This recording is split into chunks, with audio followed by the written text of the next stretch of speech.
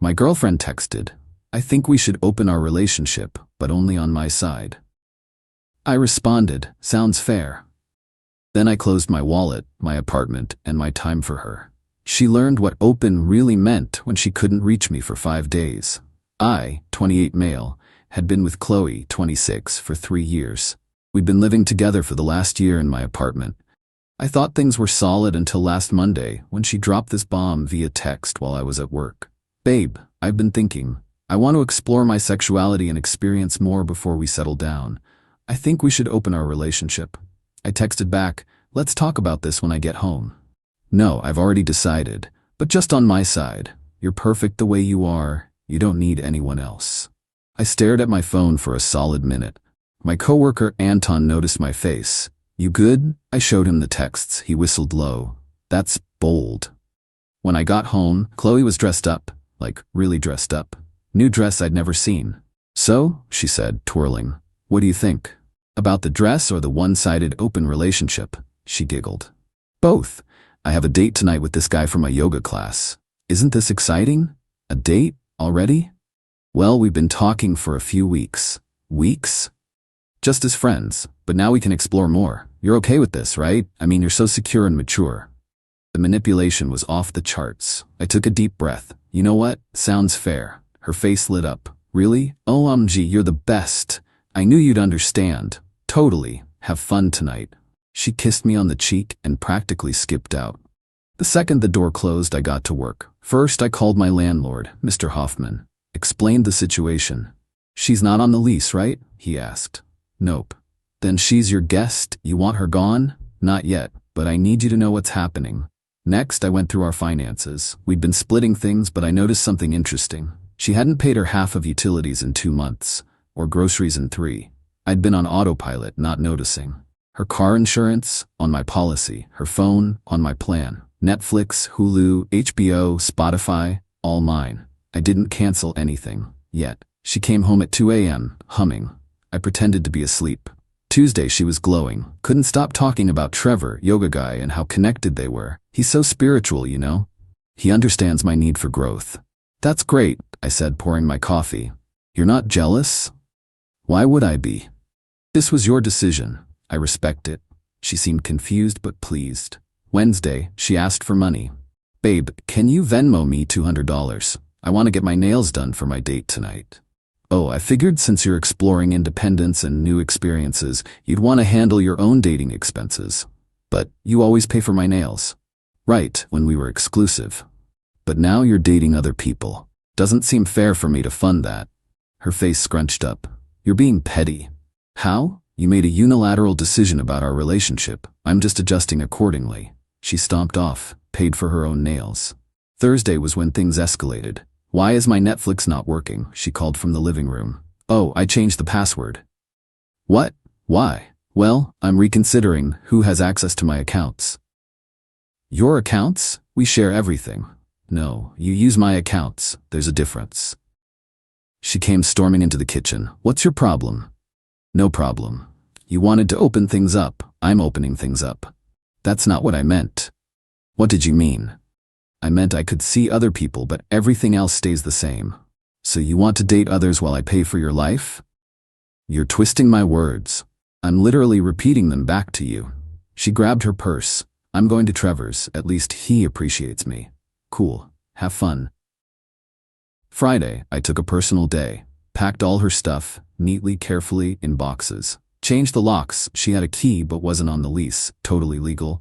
Put her boxes in the building's storage room with a note. "Your things. You have 30 days to collect them." Then I blocked her on everything and went to my buddy Jerome's lake house for the weekend. Turned off my phone. Update 1. I turned my phone back on Monday morning to 73 missed calls, 126 texts, and 32 emails. Not from Qley, blocked, but from her friends, her mom, even Trevor. My favorite was from Trevor.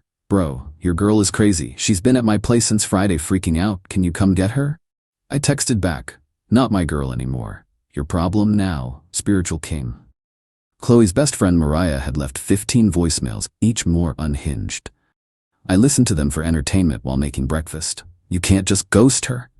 She's having a panic attack. This is abusive. She didn't mean it. Trevor kicked her out." Answer your damn phone. I texted Mariah once. She wanted an open relationship. I opened it so wide she fell out. Not my problem. Then Qley's mom Eleanor showed up at my apartment. Building security called me. There's a woman here claiming to be your mother-in-law. I'm not married. Don't let her up. I could hear Eleanor screeching in the background about that bastard who abandoned my baby. That afternoon, I got a text from an unknown number. It was Qley using her mom's phone. We need to talk. This is insane. You can't just throw me out. I responded, I didn't throw you out. You left to go to Trevor's Thursday night. I assumed you moved in with him since you're exploring new connections. You changed the locks. Safety reasons. Lots of strangers coming and going lately. That's not funny. Neither is being told your girlfriend wants to sleep around while you foot the bill. I never said that. I sent her a screenshot of her original text about the one-sided open relationship. That's out of context. The context is literally right there. She tried calling. I didn't answer. Tuesday evening, the real entertainment began. Qley had apparently been couch surfing. Trevor lasted 2 days before kicking her out. She went to Mariah's, but Mariah's boyfriend wasn't cool with it. Then to her mom's, but Eleanor lived in a studio apartment. According to Instagram, I had a burner account. She was posting cryptic quotes about toxic men and narcissistic abuse, and when he can't handle a strong, independent woman.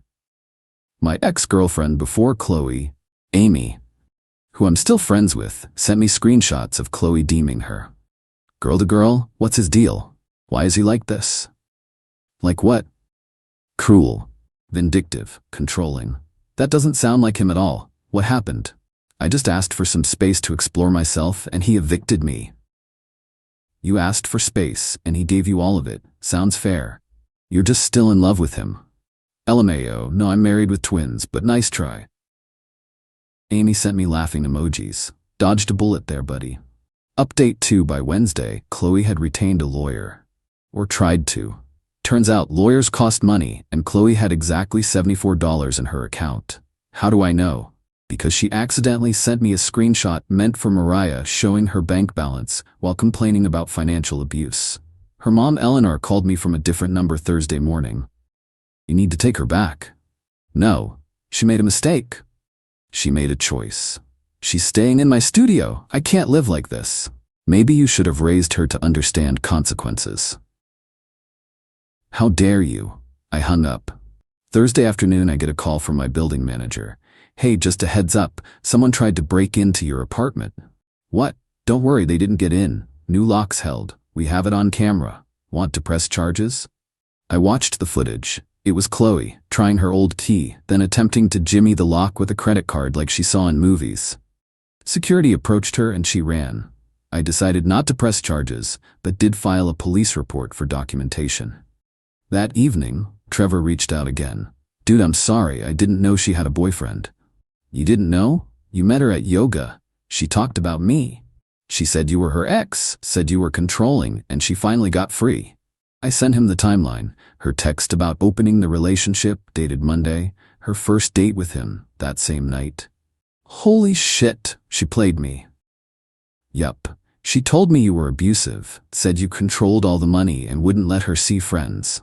I paid for everything because she spent her money on yoga classes and weed, never stopped her from seeing anyone. Damn, she's at some dude named Kyle's place now, Gabu. Met him on Tinder Tuesday. Already it's been 4 days since she left my place. Bro, she's been active. Matched with like 50 dudes talking about needing a place to stay. Friday morning I get served. She's suing me for illegal eviction and emotional distress. I laughed so hard the process server looked concerned. I called my lawyer friend Dimitri.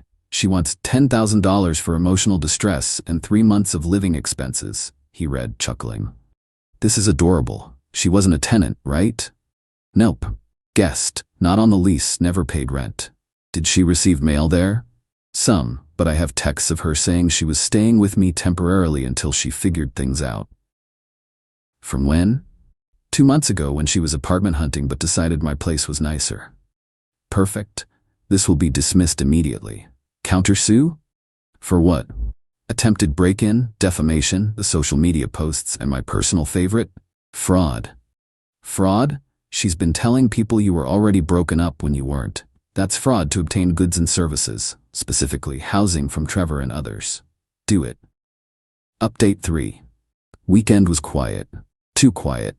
Then Monday hit like a hurricane. Qley's mom Eleanor partnered with Qley to create a women supporting women post on Facebook, claiming I was an abuser who financially controlled and isolated Qley, then made her homeless when she tried to assert independence. The post went semi-viral in our area. 900 shares. Problem was, I had receipts. I created my own post. Since my ex wants to make this public, here's the actual timeline with screenshots. Monday, she texts me wanting to open our relationship, but only for her. Monday night, she goes on date with Trevor, predetermined. Tuesday, Thursday, she continues living in my apartment, asking me for money for dates. Thursday night, she leaves for Trevor's voluntarily. Friday, I pack her things safely after she doesn't come home. I have paid 100% of rent, utilities, and her car insurance for 6 months. She has not contributed financially while living with me. She is not on the lease. She chose to leave for another man's house. I have every right to change my locks when someone who doesn't live there anymore has a key. But sure, I'm the abuser. I attached every screenshot. The original open relationship but only for me text. Her Venmo requests for date money, her texts about staying temporarily. Everything. The post got 2,000 shares in 6 hours. Turns out Qley had done this before. 3 of her exes reached out. She did the same to him in college. She convinced him to pay for her semester, then dumped him. Ricardo, she lived with him rent-free for a year, cheated, then claimed abuse when he kicked her out. We formed a group chat called Qley Survivors Society. Kyle, the Tinder guy, messaged me Monday night. Yo, is this your ex? Profile. Unfortunately, she's at my place right now talking about moving in. It's been 3 days. Run, dude. Already packing her shit. Thanks for the warning. Tuesday morning, Qley was officially homeless. Eleanor couldn't handle her anymore. Mariah blocked her after Qley tried to seduce Mariah's boyfriend to prove he wasn't loyal. Trevor had already blocked her. Kyle kicked her out. She'd burned through 5 couches in under 2 weeks. Final update. The court hearing for her lawsuit was yesterday. It was glorious. Qley showed up in what I can only describe as an outfit of desperation. A dress way too formal for small claims court, like she was going to the Oscars. The judge reviewed her complaint, then looked at my counter evidence. The lease, only my name. Bank statements showing I paid everything. Her texts admitting she was staying temporarily. The original open relationship text. Security footage of her trying to break in. Screenshots of her defamatory posts. Miss Qley. The judge began, already looking tired. You were not a tenant. You were a guest. You left voluntarily to stay with another man. Your ex-partner had every right to change his locks.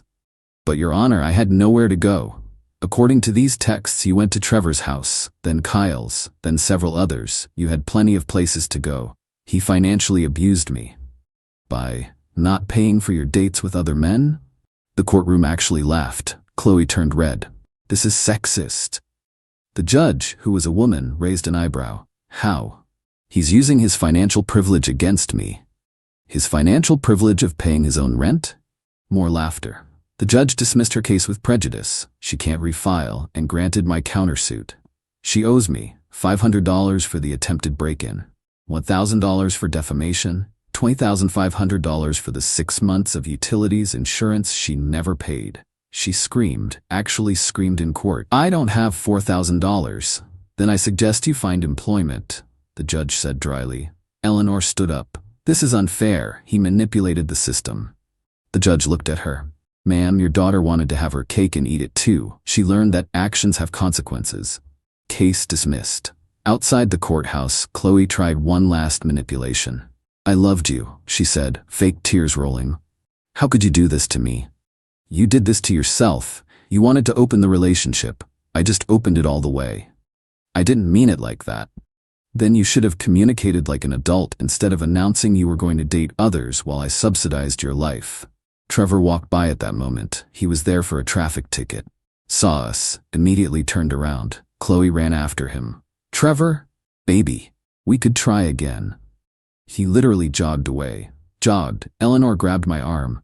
You ruined her life. No, she ruined her own life. I just stopped financing it. As of today, Qley is living with a cousin out of state. She's working at a call center, according to LinkedIn. Eleanor had to pay the $4,000 judgment to keep Qley's credit from being destroyed. Trevor is in therapy. He texted me. Kyle started a TikTok series called Red Flags I Ignored. Qley is episode 1. The Qley Survivors Society has monthly Zoom calls. It's actually therapeutic. I'm dating someone new, Rebecca from my rock climbing group. She has her own apartment, job, and doesn't believe in one-sided anything. Last week I got one final text from an unknown number. I know this is Qley. I'm sorry. I messed up. I just wanted to feel desired and special. Can we talk? I replied, you wanted an open relationship where only you could see other people. That's not exploring or feeling special. That's narcissism. Please don't contact me again. You're really gonna throw away 3 years? You threw them away the moment you decided I should fund your dating life. Goodbye. She's blocked again. But according to the Survivors Society, she's already trying the same script with some new guy. Posted about her toxic ex and how she needs a real man who understands polyamory. Poor dude has no idea what's coming. But that's not my problem anymore. I'm just living my life, paying my own bills, and dating someone who understands that relationships are a two-way street. Funny how opening the relationship all the way ended up closing it permanently. Play stupid games, win stupid prizes. Edit. For those asking, yes, this is all legal. She was never a tenant, just a guest. The judge confirmed this. Edit 2. Kyle's TikTok is blowing up. Qley tried to copyright strike it, but she has no grounds. Edit 3. Rebecca read this and laughed so hard she cried. She says Qley reminds her of her college roommate who wanted an open fridge policy, but only for her food.